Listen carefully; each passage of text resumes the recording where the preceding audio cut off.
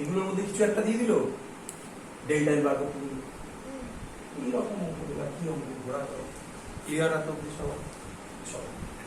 Bulk mode. আচ্ছা আরেকটা important জিনিস বলা হয়নি সেটা, আচ্ছা এই রড আমার, তাই তো রডকে এবার ভাবে রাখতে হবে, লেন্থ ওয়াইজ করছি তো আমি না। প্রথম কথা তো একটা জিনিস আমি বলিনি, তোরা আমার কোশ্চেনও করিস না। এটার লেন্থ যদি বাড়ে, এটার লেন্থ যদি বাড়ে, রেডিয়াস সেম থাকবে, তার জন্য একটা আলাদা টপিক আছে, ওটাকে বলা হয় পয়সনস রেশিও। ঠিক আছে, অনেকে পয়জন বলে, পয়জন নয়, পয়সনস রেশিও পরে পড়াচ্ছে, ওটার সাথে এর কোনো সম্পর্ক নেই। ওই জিনিসটাতেও আমরা যাবো, চিন্তা নেই। আমি যেটা বলতে চাইছি, কারণ আমার এই রডটা আছে, তার একটা কি ওয়াইজ আছে, লেন্থ ওয়াইজ।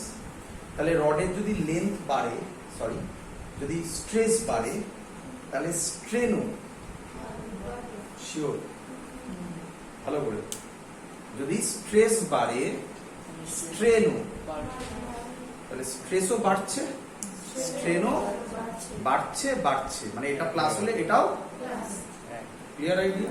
তাই কিছু করার দরকার নেই, মানে কি কি আছে কেন এটা বোঝালাম, এর পরেরটাতে তুমি বুঝতে পারবে।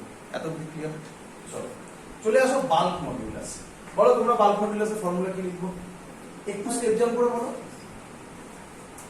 ই ডেল্টা ভি বাই ভি, তাহলে স্টেপ জাম্প হলে কি হবে, ভি বাই ডেল্টা ভি। এবার ভাবো, দে জলের বোতল আবার বলো, প্রেসার বাড়লে, আমি আর বাড়াতে চাইছি না, ভলিউম ভলিউম এই ভলিউম কমছে, আমি কমাতে দেখালে এখন থাকবে না এখানে জল, প্রেসার বাড়ালে ভলিউম, তার মানে ভলিউম স্ট্রেস বাড়ালে ভলিউম স্ট্রেন বাড়ছে, বাড়ছে একটা আরেকটা, এই হলো তার নাম। আগেরটা বোঝা গেল, কেন বুঝিয়েছিলাম, বাড়ছে ওটাও, এটা বাড়ছে একটা, এই মাইনাসের এটাই মিনিং, আর কোনো মিনিং নেই। বইতে প্রচুর বার পাবে তুমি এরকম, যে bulk modulus of a body is এত বলে কোনো একটা ভ্যালু দেওয়া থাকবে, মাইনাস দেওয়া থাকবে না। মাইনাসের মানে একটা বাড়লে আরেকটা, আর কোনো মিনিং নেই। বোঝা গেছে? এটা 3 - 2 এর মাইনাস নয়, এটা বাড়লে কমছে। Clear idea? চলো না, চলো এবার লাস্ট, তার নাম শিয়ারিং মডুলাস অফ রিজিডিটি। এটা বোঝাতে গেলে আমাকে এখন একটা হেল্প নিতে হবে, উপায়টা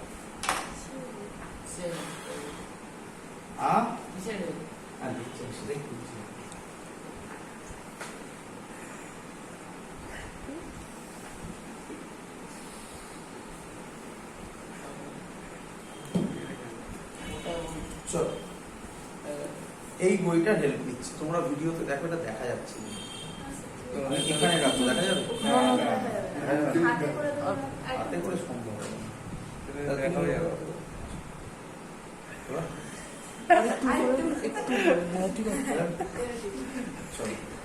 তাহলে যারা অনলাইনে দেখতো তারা এখান থেকে দেখবে, অনলাইন বলছি স্যার, ইউটিউবে দেখবে। আচ্ছা, আমি যাদেরকে যা বলছি তারা সব এগুলো দেখবে। ক্যামেরায় কি দেখা যাচ্ছে, এই কোনাটা দেখা যাচ্ছে, আমার হাতটা দেখা যাচ্ছে, এটা দেখা যাচ্ছে, এটা। যারা এই সাইডে বসে আছো তারা শুধু এটা দেখো, যেটা হাত দিচ্ছে শুধু সেটা দেখবে, আর কিছু দেখলে মুশকিল পড়বে। যারা এই সাইডে বসে আছে, মানছি একটুখানি বইটা মুচকে গেছে, আর কিছু করার নেই, এইখানটা দেখো।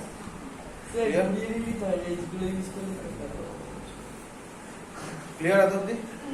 যারা এই সাইডে দেখছো তারা এটা দেখতে পারে, যারা এই সাইডে আছে তারা এটা দেখো। ক্লিয়ার?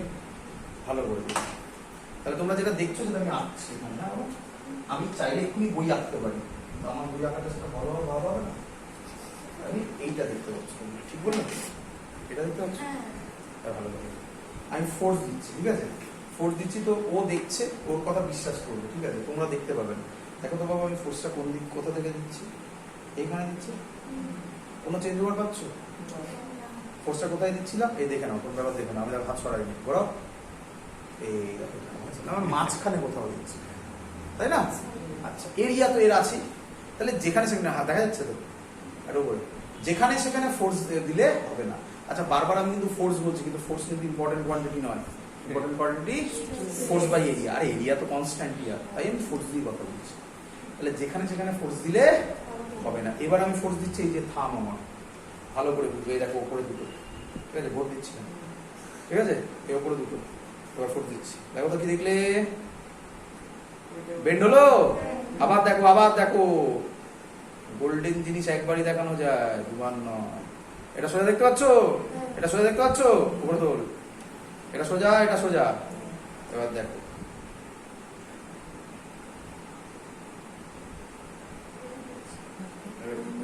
বেন্ড হয়েছে, বোঝা যাচ্ছে? এই জিনিসটা এই হয়ে যায়, একই নয়? হ্যাঁ, না না। তাহলে কি ছিল, আমি যে ফোর্সটা দিলাম সেই ফোর্সটা যেখানে সেখানে দিচ্ছিলাম না এর উপর ট্যানজেনশিয়াল, তাই এর আরেক নাম কি বলো? বুঝলি, যেখানে সেখানে ফোর্স দিলে হবে।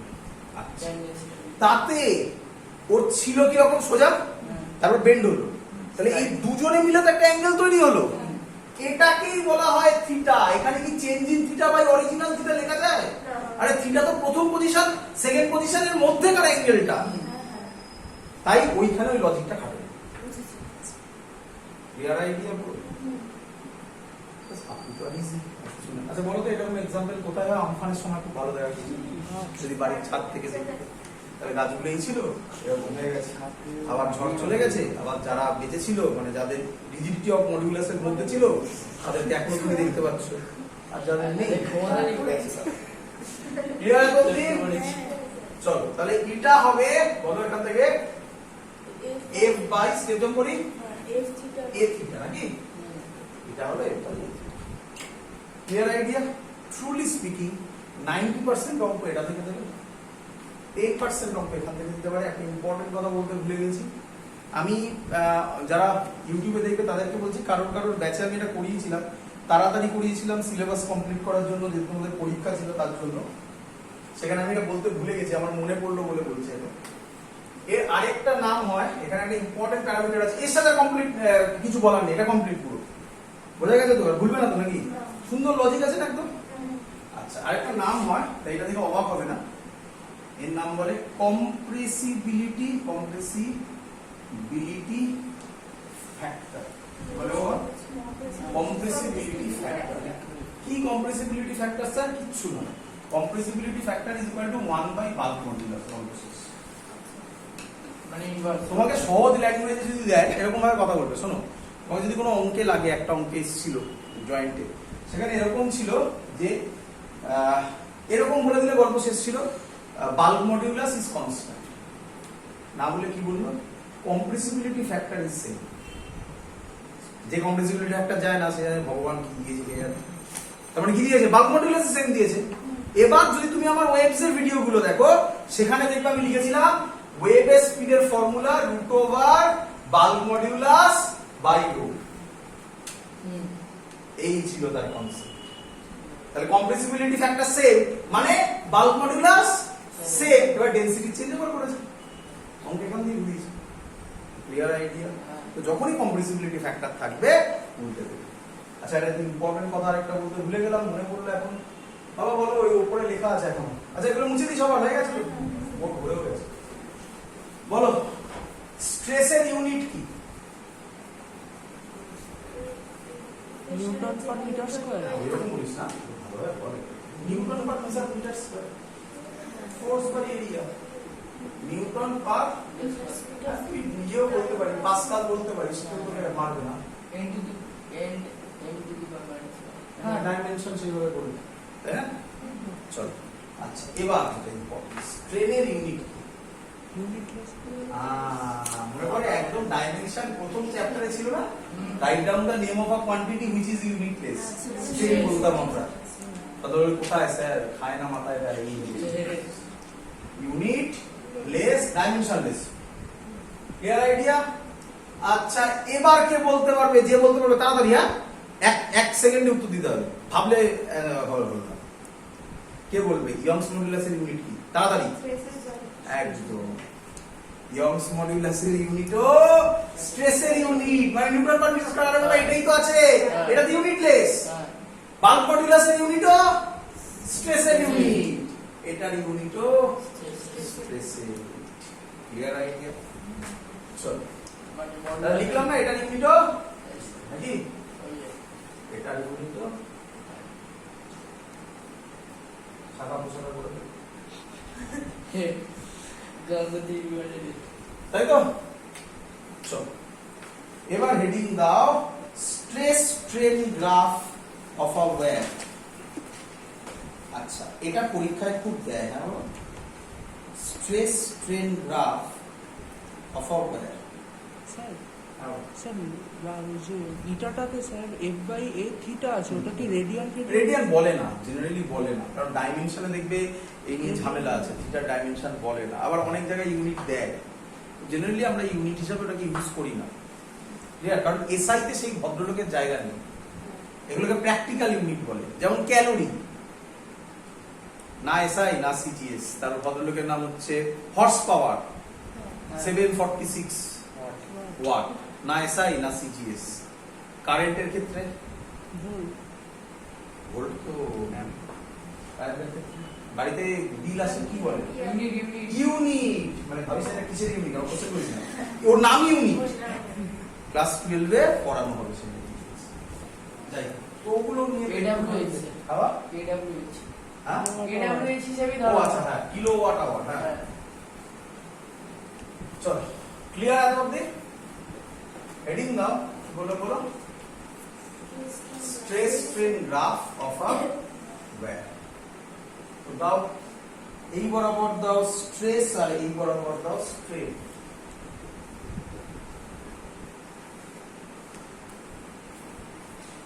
পরীক্ষায় কি কোশ্চেন দেবে শুনবে?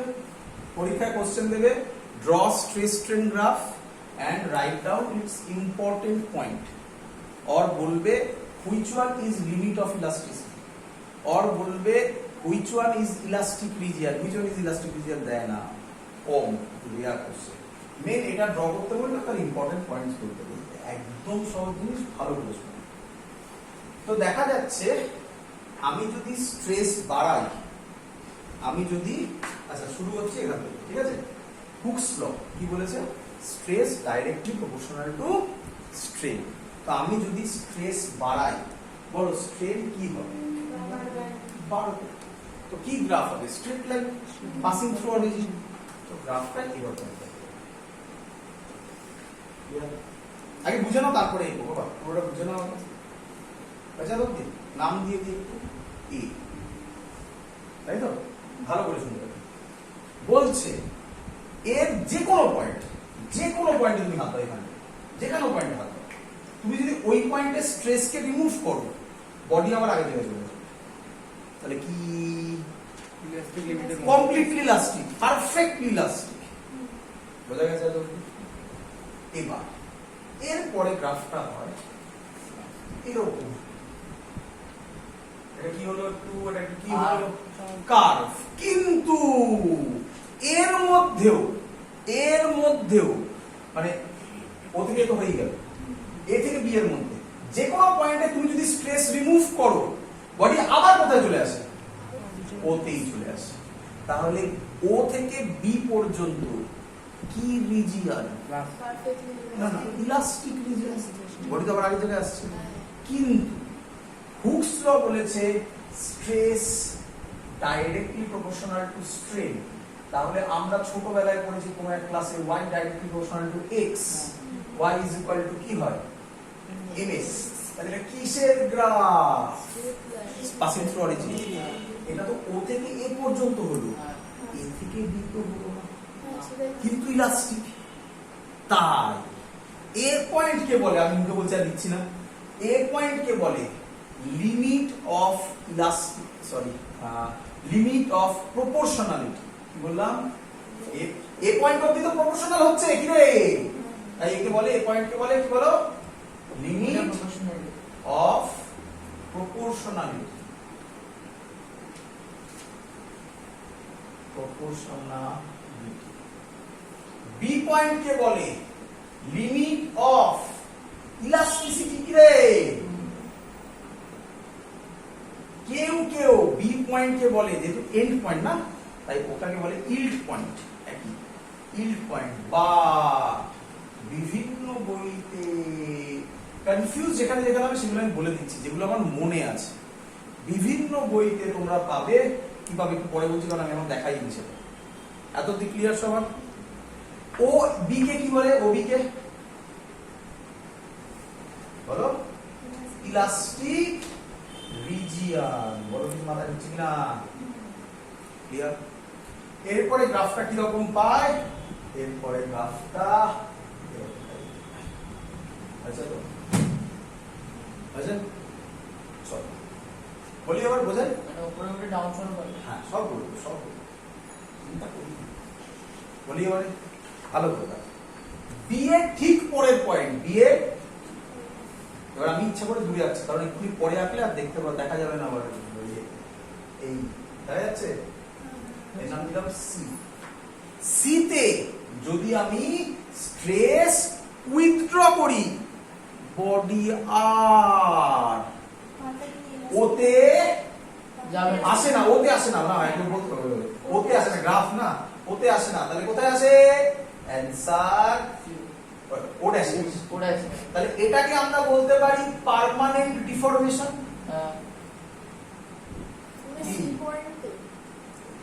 না সি পয়েন্টে যদি আমি স্ট্রেস উইথড্র করি ভাবো এই যে সি মানে পয়েন্টে স্যার, স্ট্রেস ওটা- পয়েন্ট এটা যদি এই পয়েন্টে আমি স্ট্রেসটা উইথড্র করি বডি আর ওতে কোথায় আসে ঘুরে সেখানে হয়ে যাবে না না ঘুরে কোথায় যাবো ঘোরা সোজাই হয়ে যাবে মানে মানে ও ড্যাশে আসে হ্যাঁ মানে অন্য একটা জায়গায় আসে সোজা মানে এখানেও আসতে পারতো এরকম নামতে পারতো মানে অন্য একটা জায়গায় তাই ও ড্যাশকে বলা হয় পার্মানেন্ট ডিফরমেশন আছে না কারণ হাড়গোড় ভাঙবে না কি রে হ্যাঁ ঘুরে দিতে এরকম তো হয়নি তাহলে তো ভাগ্য ভালো যা হাড় বাড়িতে মা বাবাকে জিজ্ঞাসা করি মা বাবার প্রচুর ভাঙা আছে না বাবা নেই কাকু আছে পড়েছে স্লিপকে তো মা বাবার আছে বাচ্চা জিজ্ঞাসা করি তখন যখন হাড়গোড় ভাঙে কম বয়সে আবার জুড়ে যায় হাড় ভাঙা মানে কি আরে তার পড়াচ্ছি তার ভেঙে হাড় বের করে দেয় আর কি আছে কোন ভাবতে কত সব ইলাস্টিকের গল্প ভেঙে গেল মানে ভদ্রলোক কোথায় গেছে ভদ্রলোক এটাকে বলা হয় বি পয়েন্ট এটাকে বলা হয় দাঁড়া এখানে ব্লক লিখতে পারি এটাকে বলা হয় ব্রেকিং স্ট্রেস কি বলে ও আচ্ছা ব্রেকিং না না এর ভাঙবে না দাঁড়া ব্রেকিং স্ট্রেস মানে এটা ম্যাক্সিমাম স্ট্রেস নাকি নয় হ্যাঁ এর বেশি স্ট্রেস আর নেই সাথে সাথে ওই পয়েন্টটা ভাঙে না তারপরেও ফ্লুইডের মতো বিহেভ করে বলছিলাম না মানে দেখ স্ট্রেস আমি উইথড্র করে নিয়েছি এই পয়েন্টের পরে দেখ এই দেখ ভালো করে দেখ কোন দিকে নামছে নিচের দিকে তার মানে স্ট্রেস কি কমছে স্ট্রেস কমছে স্ট্রেন মজাদার জিনিস বলেছিলাম স্ট্রেস অল্প একটা পয়েন্টের পর তুই ফোর্স আর প্রায় দিচ্ছিস না কিন্তু জিনিসটা লম্বা হতে থাকে তার মানে কি ফ্লুইডের মতো বিহেভ করছে না এই হলো সেই জায়গা গিয়ে এইখানে ভদ্রলোক ভেঙে যায় এটাকে কেউ কেউ বলে ফ্র্যাকচার পয়েন্ট আমরা আগে থেকেই শুরু হয়ে গেছিল এখানে গিয়ে তুই বুঝতে পারলি যে কিছুটা ঘটেছে তারপর আবার জোড়া লাগানো হয় তার মানে তুই ভাবলি তোর হাড় আবার ইলাস্টিক হয়ে গেছে no body is perfectly elastic তাহলে এখন বুঝবি না যখন বয়স হবে তখন বুঝবি কবে কোথায় কোন হাড় ভেঙেছে জিজ্ঞাসা করবি বাড়িতে যারা বয়স্ক লোক আছে তাদেরকে জিজ্ঞাসা করবি যে ছোটবেলায় হাড় ভেঙেছিল এখন বুঝতে পারো বলে হ্যাঁ কি বলবে শোন অমাবস্যা পূর্ণিমার সময় ব্যথা তার পেছনে পরের কথা ক্লিয়ার এখন জিজ্ঞাসা করবি বাড়িতে বয়স্ক লোক ক্লিয়ার এখন ওর নাম দিয়েছি গল্প শেষ পরীক্ষা লিখতে পারবি গল্প শেষ হেডিং দে আচ্ছা না এখান থেকে আরেকটু কথা একটা বলে দেওয়া যায় ও হ্যাঁ যেটা মেন কথা বলছিলাম যেটা বলতে গিয়ে আটকে গেছিলাম কোন বইতে বি এর পরের পয়েন্টই তো সি তাই সি কে বলা হয় ইল্ড পয়েন্ট কোন বইতে দরকার নেই দুটোই কারেক্ট তোমরা হট করে দেখবে না বইতে বিভিন্ন বইতে ওটা সি লেখা আছে তখন ভাববে কি হলো ভুল করলাম তাই বলে রাখলাম। ক্লিয়ার? চলো হেডিং দাও এবারে। কমপ্লিট। আচ্ছা এবার হেডিং দাও, তাড়াতাড়ি দাও। ডাকটাইল মেটেরিয়ালস, তাড়াতাড়ি এখান থেকে বলে দেবো, গ্রাফ থেকে। ডাকটাইল মেটেরিয়ালস লিখে রাখো, large plastic medium. Ductile, ductile large plastic medium. লিখে রাখো, ডাকটাইল মানে হচ্ছে লার্জ প্লাস্টিক মিডিয়াম। হয়েছে? দেখো এবারে হয়ে গেছে বলি। আচ্ছা এগুলো ছোটবেলায় পড়েছো কখনো? ডাকটাইল, ব্রিটিল, কেমিস্ট্রি পড়েছো? ভালো। বলো ভাঙে তাড়াতাড়ি না দেরি করে? ডাকটাইল ভালো। লার্জ কি বলেছি?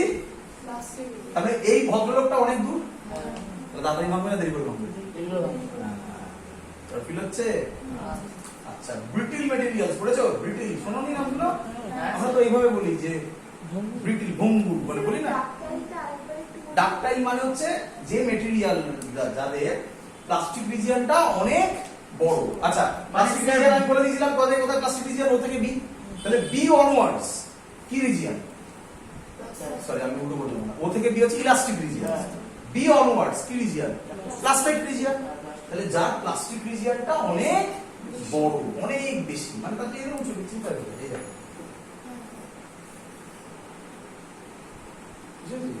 ও বাবা এটা ও বুঝাচ্ছি, এটা ও, এটা রাফ, এটা এটা সি, কত হলো D.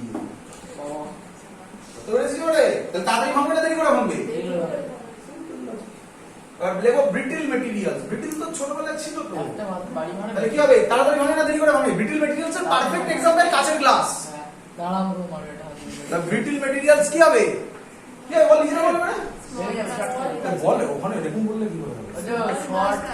Small plastic, small plastic আমি লিখলাম না, তোরা লিখলাম। ক্লিয়ার? এবার লেখ ইলাস্টোমার। ইলাস্টোমার, ইলাস্টোমার হচ্ছে আমাদের বডি সব টিস্যুগুলো, মানে অ্যাওর্টা টিস্যু, ব্লাড ভেসেলের যে টিস্যুগুলো, এগুলো সব ইলাস্টোমার দিয়ে তৈরি। ইলাস্টোমারের মজাটা হচ্ছে নেই প্লাস্টিক রিজিয়ন, নেই, নো প্লাস্টিক রিজিয়ন, সহজ ল্যাঙ্গুয়েজ। তাহলে কি নো প্লাস্টিক রিজিয়ন যদি হয়, তাহলে ভাব ভালো করে, যদি নো প্লাস্টিক রিজিয়ন হয় তাহলে সবসময় ওটা কার মতো? ইলাস্টিকের মতো। প্লাস্টিক রিজিয়ন নেই, ফ্লুইড কোথায় যাবে? পুরোটাই ইলাস্টিক, সারাক্ষণ ইলাস্টিকের মতো বিহেভ করবে। ওরে বাবা, তার জন্যই ওই অপারেশনটা সম্ভব হয়, নাম অ্যাঞ্জিওপ্লাস্টি। সৌরভঙ্গুলি যেটা হলো কি হয়? সিম্পল লজিক, ভাব জিনিসগুলো। বাইপাস সার্জারির নাম শুনেছিস? আচ্ছা ইলাস্টোমারের একটা ইয়ে বলি, এক্সাম্পল বলি। ইলাস্টোমারের এক্সাম্পল হচ্ছে, তো বললাম aorta tissue of blood vessel, ওটা তো পারফেক্ট, ভগবান দিয়েছে, আমরা তো করতে পারি কেমন? আমরা যেটা করতে পেরেছি সেটার নাম হচ্ছে রাবার। দেখ ভাব ভালো করে, রাবার কি আছে? রাবার প্রায় পুরোটাই ইলাস্টিক। রাবার মানে আর ইরেজার গুলো ভাবনা, যেগুলো প্রায় প্লাস্টিক রিজিয়ন নেই, বুঝতে পারছিস? রাবার হচ্ছে তার একটা ভালো এক্সাম্পল। বাট এবার তুই যদি বলিস যে স্যার বাইপাস সার্জারিতে রাবার দিয়ে আপনি একটা ব্লাড ভেসেল বানিয়ে দিন, বডি থোড়াই সেটা নিতে পারবে, রিঅ্যাকশন করবে। তো কি গল্প হয় ভালো করে দেখ। এই হলো আমাদের ব্লাড ভেসেল, ক্লিয়ার? এখান থেকে ব্লাড যাচ্ছে, তাই নাকি? আরে ডিসকাসিং করতে পারছিস না? যাচ্ছে তো, তুই তো খাওয়া দাওয়া শুরু করে দিয়েছিস, ঠিক আছে? আমিও শুরু করেছি, না আমার শেষের কথা। রোল খাচ্ছিস, বিরিয়ানি খাচ্ছিস, তো খেতে খেতে এখন কিছু হচ্ছে না, এক সময় কি হবে? কোলেস্টেরল আসবে, সুগার আসবে। এগুলো আর কিছু না, এগুলো আমি সহজ ল্যাঙ্গুয়েজে বলছি। এরা হচ্ছে আর কিছুই না, এরা ব্লাড ভেসেলে নোংরা জমায়, মানে পাইপের আয়রনের মতো। তাহলে ও কি করবে?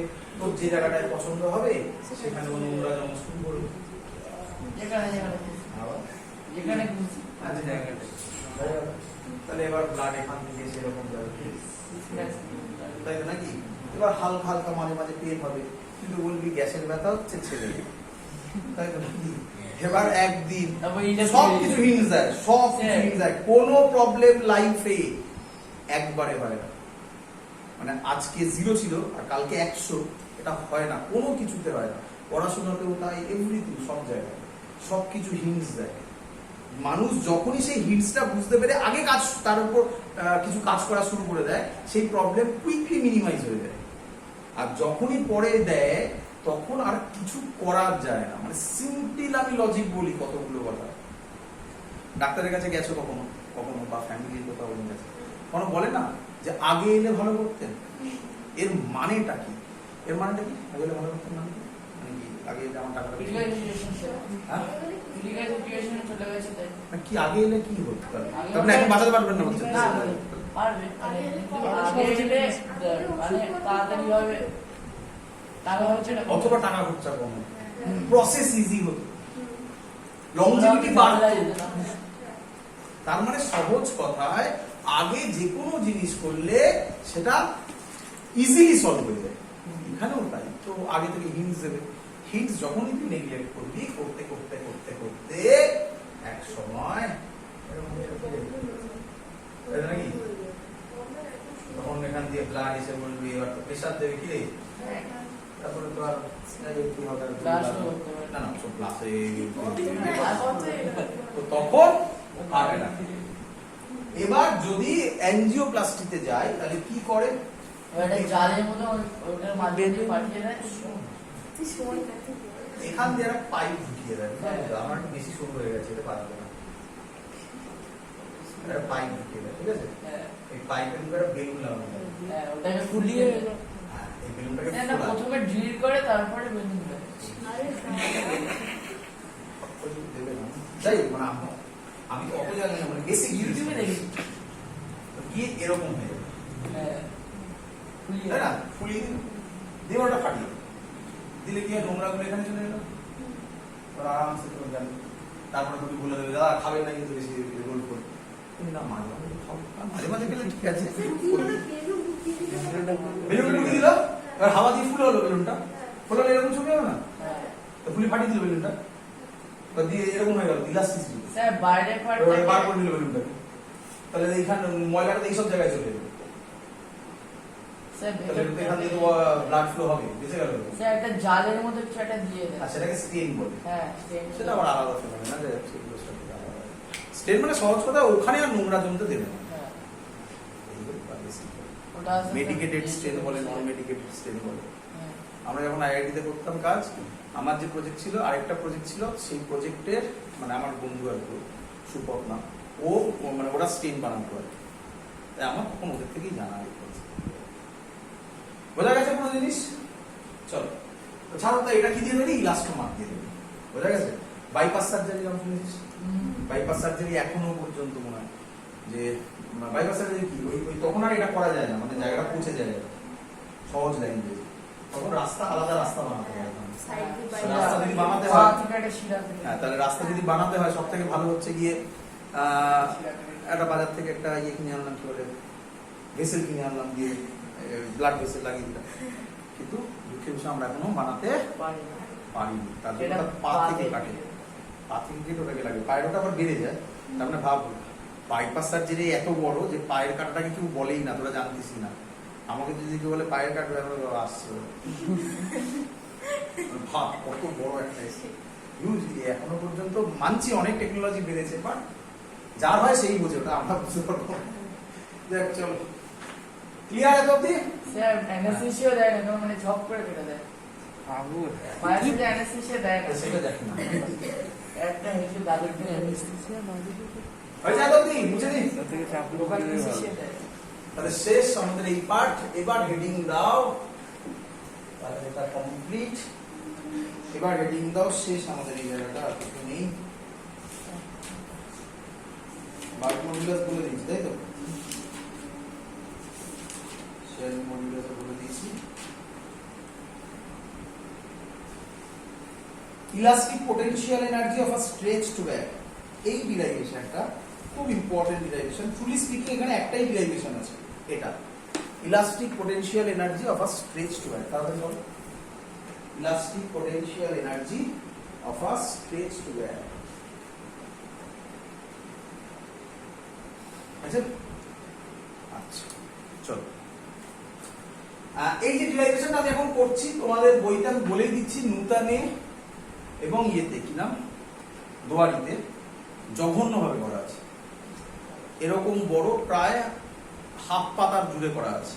আমি 3 লাইনে প্রুফ করব, 3 লাইন ক্লিয়ার আইডিয়া ভালো করে।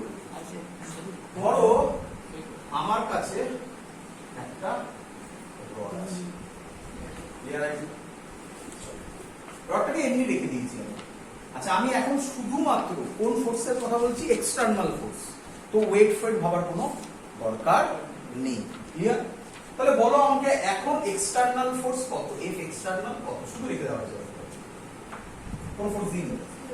0 ক্লিয়ার? এর লেন্থ হচ্ছে এল, এরিয়া হচ্ছে এ, বলো হচ্ছে না? এই রডটার পরের কেস বুঝতে পারছো তো? একই রড, হ্যাঁ বাবা? কেস 1 এটা কেস 1, এটা কেস 2, কেস 2 মানে কেস 2 মানে গেট পরে যাবে।